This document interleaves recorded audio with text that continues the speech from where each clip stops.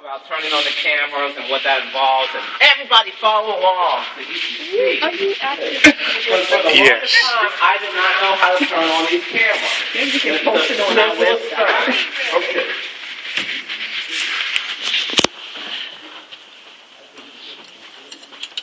First of all, a lot of times we have to make sure it's plugged in. Because sometimes we have people that walk by Could you speak a little and louder? inadvertently pull the cord out. So normally we have to make sure it's plugged in. In order to cut the camera on, just switch right here. And we go to the on button. And you'll know if it's on or not because the monitor will light up. Also, on the camera, if you step this way, come this way, there's a The shutter. that opens up and closes the shutter. And once we finish recording at the end of the day, we'll make sure that cut the camera off, close the shutter. Once again, the shutter's right here on the side. And we walk around and make sure that the camera is not in the lights. Now, what do you mean by that? Well, let me show you. Okay? If you step this way.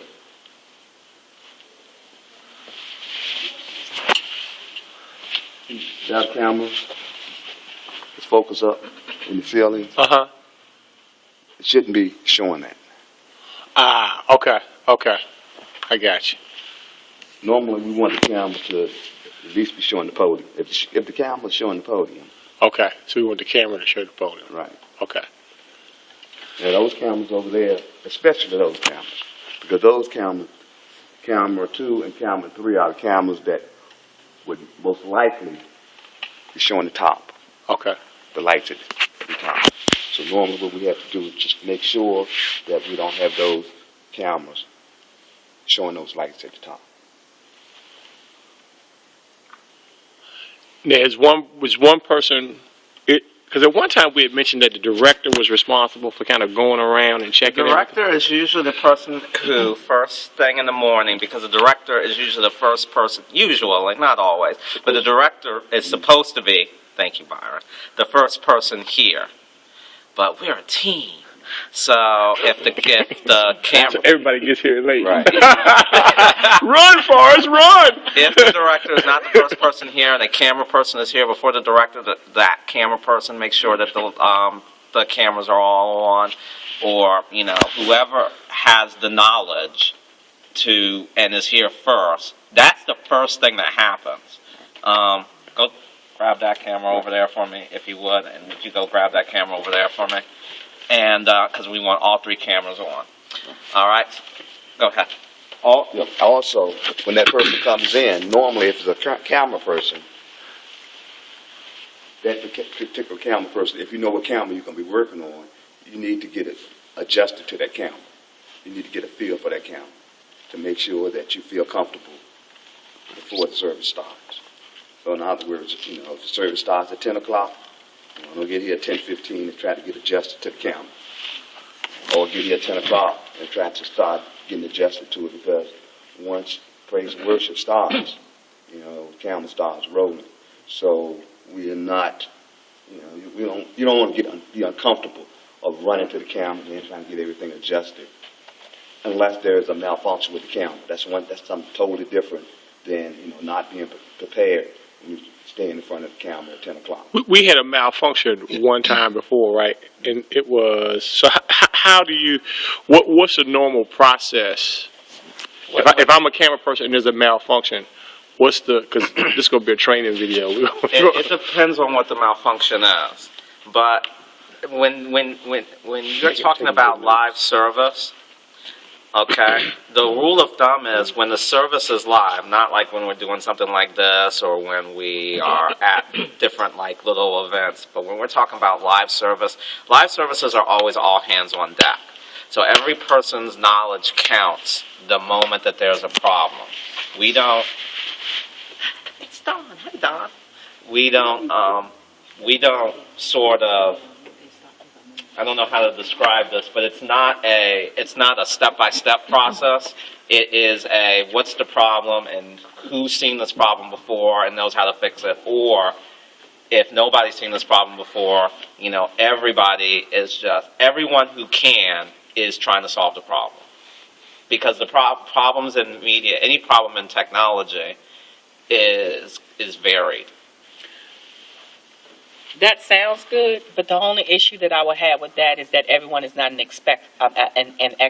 Right. And with this equipment, by being so expensive, that I think that we need to designate. We don't want people to just go getting on the camera and trying to fix it themselves. And we have leads in every area. So those So let's say that for the training video. So James is lead on camera. Okay, Brian is the lead on the TriCaster. Lynette is the lead on Easy Worship. I'm obviously responsible for every piece of equipment in the sanctuary. The leads are the people that you go to first on whatever piece of equipment is wrong, but let's say that James isn't here. If James isn't here, then obviously either another camera person who might be experienced, like Morris, or a director who's supposed to be experienced with all of the equipment, or me. So you look to those people first. But let's say that Larry, let's say that she got a lot of experience. let's say that you're here, something goes wrong. You've seen this happen before because it's just a problem that's been coming up. I haven't. I've been gone for a couple of days. I haven't seen the problem happen. I still expect, for you to speak up and say, hey, this happened last Sunday. This was this and this was that. And that's what I mean by that. I never want us to get so formal that, like, the person who actually knows the answer is being quiet while, other people are running around trying to remember what we did wrong. And that's what I mean by that. And a prime example is last Sunday. Melvin was on number 3, and for some reason it wasn't locked down, and the camera was just rotating by itself.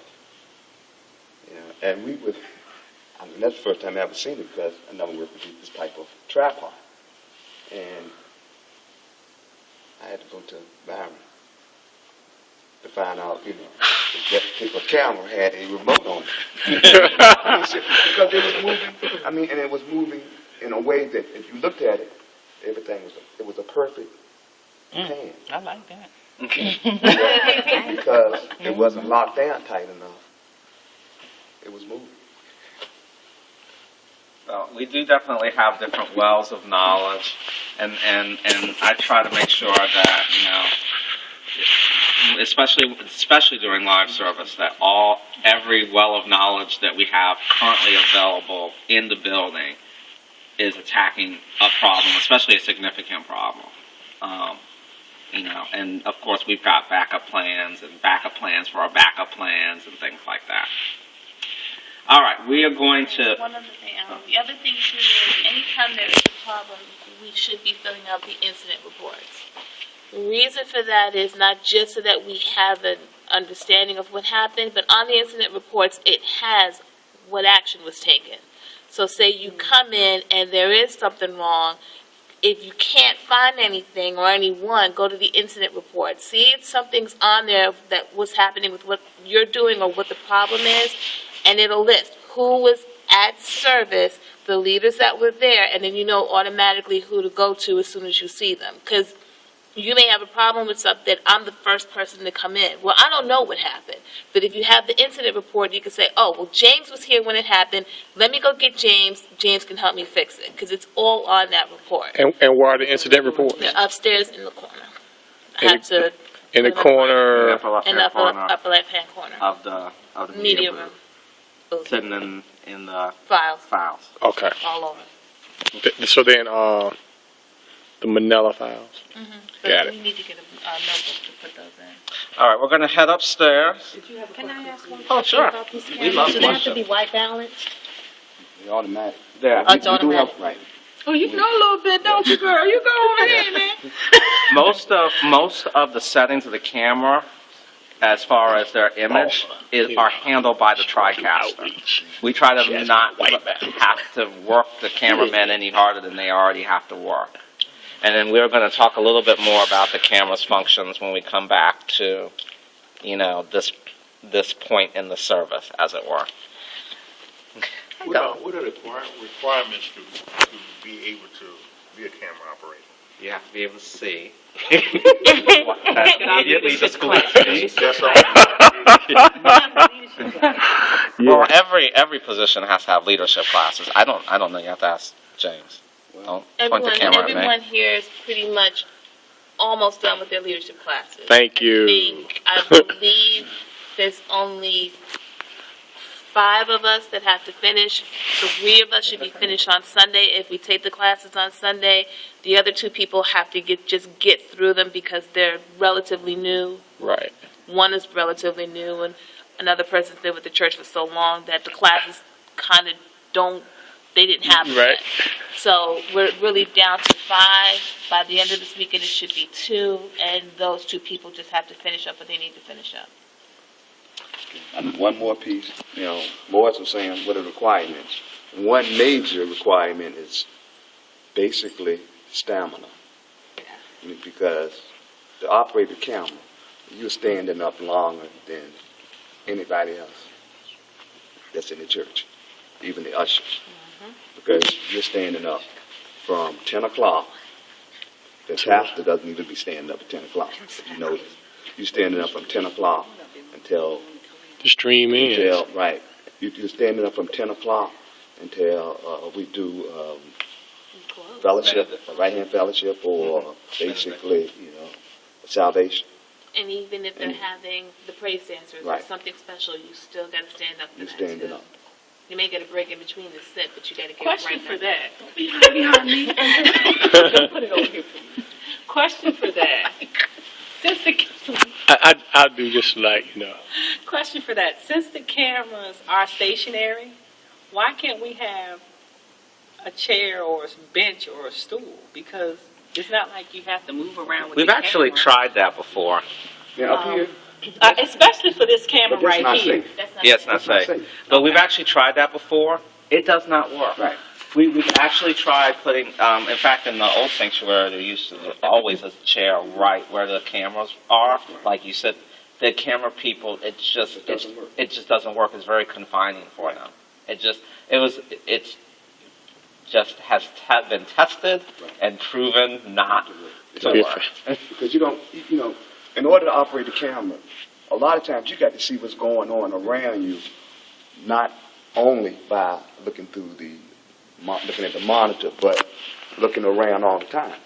Because a lot of times the shots that you're getting, director is not seeing what you see a lot of times because you're looking all the time at what's out here. You're looking for reaction. Right. You're looking You for gotta be in people. tune with what And in order to do it, if you're sitting down, plus you can get too comfortable sitting down, And and one thing I advise anybody to do if they're going to operate a camera is to look at TV shows.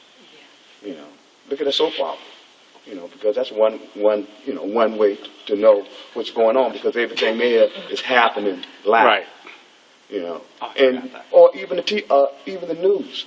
I mean, sometimes when they show Christian people on the news, programs. right? Sometimes you look at the camera people on the news, you don't see them sitting down. We know what James watches. Yeah. Soap opera. Yeah. Of course, yes. All right, we're going to go. We're going to keep it moving. One, 7, 1.